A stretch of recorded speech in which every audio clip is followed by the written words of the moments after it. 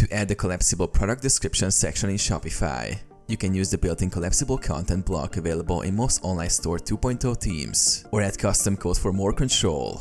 Using Shopify Theme Editor, go to Shopify Admin, navigate to Online Store, Themes, customize your theme, click Customize next to your active theme, select Product Template. In the drop-down, choose Products, Default Product, add Collapsible tab.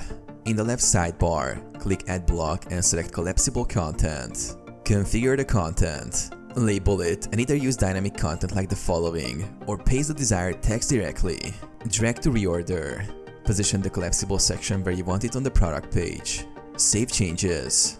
Add collapsible section with custom code.